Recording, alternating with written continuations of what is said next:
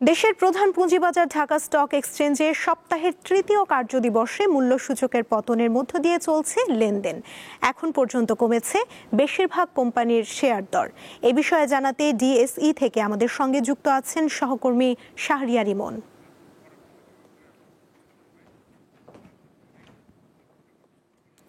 ইমন, টানা চাঙাভাগের মধ্য দিয়ে আজকের এই মূল্যসূচকের পতনের কারণ কি, বিনিয়োগকারীরা কি বলছেন, আমাদের বিস্তারিত জানাবেন। ওয়ালটন এখন দেশের সীমানা পেরিয়ে পৌঁছে গিয়েছে 50টিরও বেশি দেশে। ওয়ালটন, ঘরে ঘরে বিশ্বজুড়ে। ধন্যবাদ সুমনা। আজ দেশের প্রধান শেয়ার বাজার আমরা ঢাকা স্টক এক্সচেঞ্জে দেখছি যে সপ্তাহের তৃতীয় কার্যদিবসের লেনদেন চলছে। আমরা সকাল থেকেই দেখছি যে আপনার সূচক খানিকটা বেড়েছিল, তবে দিনভর আসলে আমরা দেখছি যে সূচকের একটি নেতিবাচক ধারার মধ্যে দিয়ে লেনদেন চলছে দেশের প্রধান পুঁজিবাজার ঢাকা স্টক এক্সচেঞ্জে। আমরা দেখছি যে প্রথম 3 ঘন্টার পর প্রায় সূচক 46 পয়েন্ট কমে মোট সূচকের পরিমাণ অবস্থান করছে 5581 পয়েন্টে। এবং যদি আমরা দেখি যে বেশিরভাগ কোম্পানির ক্ষেত্রে, সেখানেও আমরা দেখছি যে বেশিরভাগ কোম্পানির শেয়ারের দর আজ বেড়েছে। আমরা দেখছি প্রায় 259টি কোম্পানির শেয়ারের দর কমেছে। দাম বাড়ার ক্ষেত্রে মাত্র 95টি কোম্পানির শেয়ারের দাম বেড়েছে এবং দামের কোনো তারতম্য ঘটেনি 44টি শেয়ারের ক্ষেত্রে। একই সঙ্গে যদি আমরা লেনদেন ভলিউমের দিকে তাকাই, লেনদেন ভলিউমও আমরা দেখছি 712 কোটি টাকার মতো, প্রায় 712 কোটি টাকার মতো লেনদেন হয়েছে প্রথম 3 ঘন্টায়। তো আমরা বাজার বিশ্লেষক যারা বিনিয়োগকারী আছেন, ব্রোকারেজ হাউস আছে, সবার সাথেই কথা বলছি। তারা যেটি বলছেন সেটি হচ্ছে যে আপনি জানেন যে গতকাল আপনার ঢাকা স্টক এক্সচেঞ্জে 2025 সালের ভিতরে কিন্তু রেকর্ড 1400 কোটি টাকা কিন্তু লেনদেন হয়েছিল।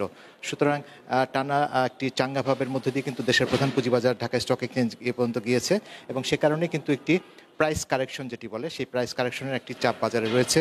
সে সাথে প্রফিট তুলে নেওয়ার খানিকটা লভ্যাংশ তুলে নেওয়ার যে চাপ, সেটিও রয়েছে। তো সব মিলিয়ে আসলে বাজারে সূচকের একটি নেতিবাচক ধারা দেখা যাচ্ছে বলে বিনিয়োগকারীরা জানিয়েছেন।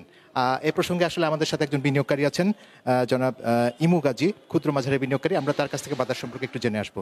জনাব ইমু গাজী, আপনাকে স্বাগত জানাচ্ছি আমাদের এই বিজনেস আয়োজনে। আপনার কাছে আমরা জানতে চাই সেটি হচ্ছে যে আজকের বাজার বিনিয়োগকারীদের জন্য কেমন যাচ্ছে বা বাজারের যে অবস্থাটি সেটিকে কিভাবে দেখছেন আপনারা? আজকে বাজারটা একটু নেতিবাচক যাচ্ছে। বিগত কয়েকদিন একটানা বাড়লো, সেই জন্য আজকে নেতিবাচকভাবে যাচ্ছে।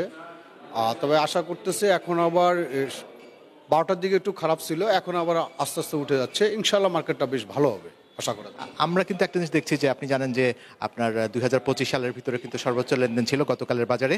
তবে আমরা আজকে কিন্তু এখন পর্যন্ত দেখছি যে প্রায় 700 কোটি টাকার কিন্তু ছাড়িয়ে গেছে আপনার এই তৃতীয় কার্যদিবসে লেনদেন। সুতরাং লেনদেন ভলিউম তো মনে হয় খুব একটা খারাপ নেই। গতকাল ছিল 2025 সালে সর্বোচ্চ লেনদেন 1400 কোটি টাকা।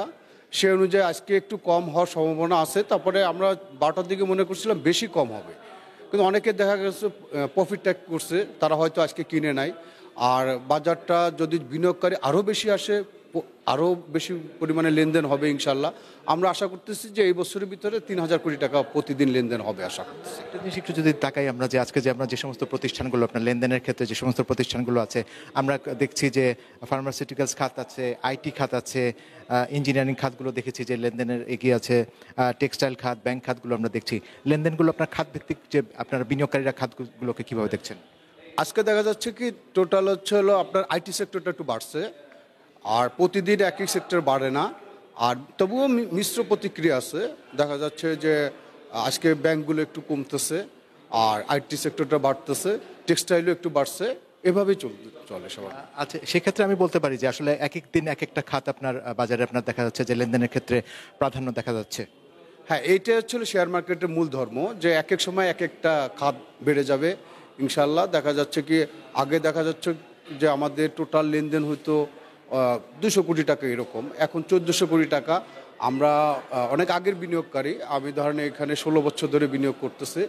আমাদের বিনিয়োগকারী যারা আছে তারা ফুরফুরে দেখা যাচ্ছে, কিন্তু আগে কিন্তু আমাদের এত ফুরফুরে দেখা যেত না। তবে যদি আমাদের টোটাল ডিএসসি, এসসি ওরা যদি সমন্বয়, তারপরে যারা বড় বিনিয়োগকারী ওদের সমন্বয় যদি হয়, মার্কেট অনেক ভালো হবে, অনেক ভালো হবে আমরা আশা করি, এবং সেই আশায় আমরা রয়েছি। আপনাকে অশেষ ধন্যবাদ। সুমনা, আসলে আমরা কথা বলছিলাম একজন ক্ষুদ্র মাঝারি বিনিয়োগকারী ইমু গাজীর সাথে। তার কাছে আসলে তার প্রত্যাশার কথা শুনলাম, বাজার নিয়ে তার কাছে শুনলাম। তো আমরা আসলে প্রথম 3 ঘন্টায় যেটি আপনাকে আগেই জানাচ্ছিলাম যে আজকে যেহেতু আপনার বাজার সংশোধনের কারণে কিছুটা আপনার সূচকে নেতিবাচক ধারা দেখা যাচ্ছে। প্রথম 3 ঘন্টায় আমরা দেখছিলাম যে প্রায় 700 কোটি টাকা আসলে লেনদেন ছাড়িয়ে গেছে। যদিও আপনার গতকাল কিন্তু 2025 সালের মধ্যে সর্বোচ্চ লেনদেন হয়েছে ঢাকার পুঁজিবাজারে। তো সব মিলিয়ে আসলে এখন পর্যন্ত এতটুকু ছিল দেশের প্রধান পুঁজিবাজার ঢাকা স্টক এক্সচেঞ্জ থেকে। সুমনা। ইমন, আপনাকে ধন্যবাদ।